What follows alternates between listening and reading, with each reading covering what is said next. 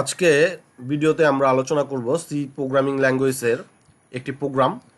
সেটি হচ্ছে write a C program draw the following pyramid.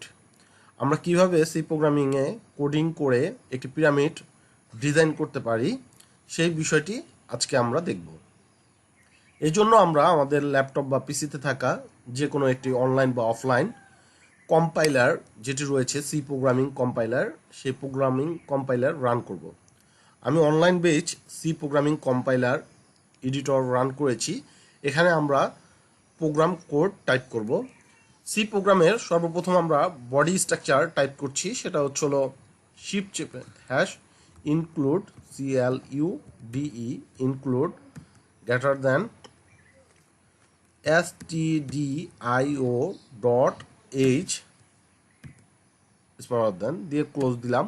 দেন হচ্ছিল আমরা ইন্টার চেপে নিচের লাইনে আসলাম। সেখানে আমরা টাইপ করব ইন্ট স্পেস দুটি main function MAIN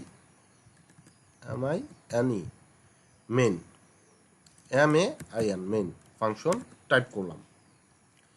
main function type করার পরে আমরা নিচের লাইনে চলে আসব। সেখানে দিব হচ্ছিল সেকেন্ড ব্র্যাকেট, দেওয়ার পরে আমরা আবার ইন্টারপ্রেস করে সেকেন্ড ব্র্যাকেটের মধ্যে আমরা কোডিংগুলো টাইপ করব, কোডগুলো। তো এই জন্য আমাদের পিরামিড ডিজাইন করার জন্য দুটি ভেরিয়েবল ডিক্লারেশন করতে হবে। এই জন্য আমরা ইন্টিজার টাইপের দুটি ভেরিয়েবল নিচ্ছি, আই এবং হচ্ছিল জে, দিয়ে ক্লোন দিলাম। দুটি ভেরিয়েবল ঘোষণা করার পরে আমরা ফর লুপ দিব। ফর দেন হচ্ছিল ফার্স্ট ব্র্যাকেট, এর মধ্যে I equal 1, I greater than equal 7 colon I plus plus. Then হচ্ছিল আমরা ইন্টার দিয়ে নেক্সট লাইনে চলে আসব। এখানে আমরা আবার সেকেন্ড ব্র্যাকেট ইউজ করব। দেন হচ্ছিল তার মধ্যে আবার ফর লুপ ইউজ করব। ফর ফার্স্ট ব্র্যাকেট, এখন হচ্ছিল প্রথম যে ভেরিয়েবলটি ডিক্লারেশন করা হয়ে গেছে আমাদের আই, এখন আমরা ডিক্লারেশন করব সেকেন্ড ভেরিয়েবলের J equal 1 clone J greater than equal I clone J plus plus.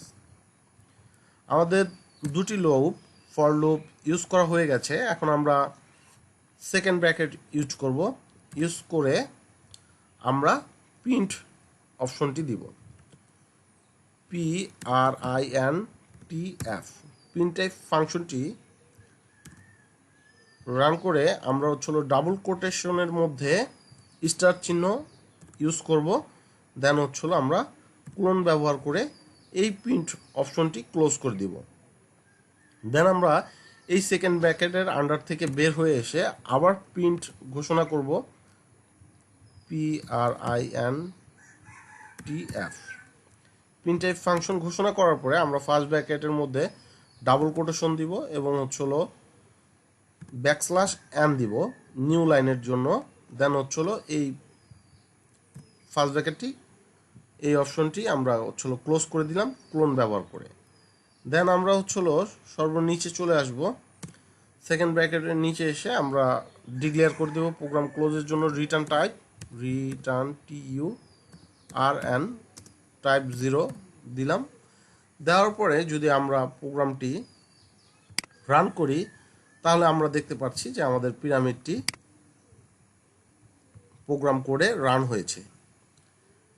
এভাবে আমরা হচ্ছিল সি প্রোগ্রামে পিরামিড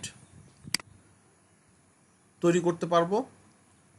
তো আশা করি ভিডিওটি দেখে আপনাদের সি প্রোগ্রামিংয়ের পিরামিড ডিজাইন নিয়ে সমস্যাটি সমাধান করতে পারবেন। আজকের ভিডিও এই পর্যন্তই। সবাই ভালো থাকবেন। আল্লাহ হাফেজ।